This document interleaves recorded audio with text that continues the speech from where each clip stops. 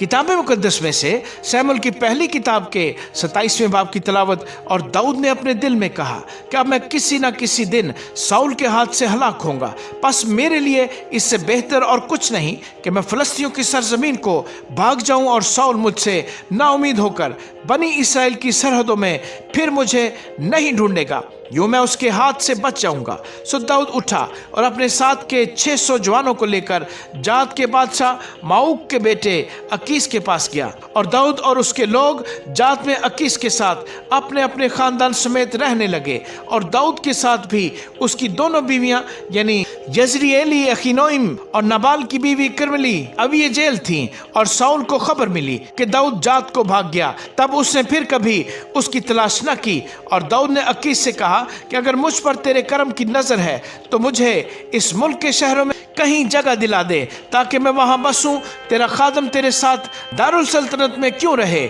सो अकीस ने उस दिन सिकलाज उसे दिया, इसलिए सिकलाज आज के दिन तक यहूदा के बादशाहों का है। और दाऊद फिलिस्तियों की सरजमीन में कुल 1 वर्ष और 4 महीने तक रहा। और दाऊद और उसके लोगों ने जाकर जसूरियों और जजरियों और अमालिकियों पर हमला किया, क्योंकि वो शोर की राह से मिस्र की हद तक उस सरजमीन के कदीम बाशिंदे थे।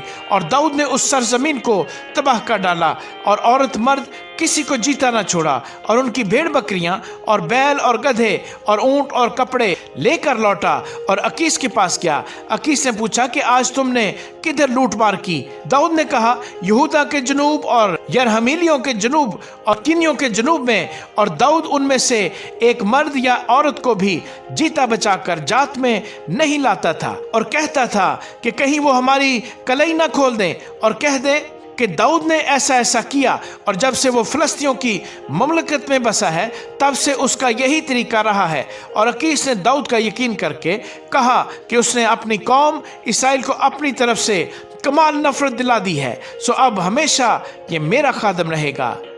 आमीन।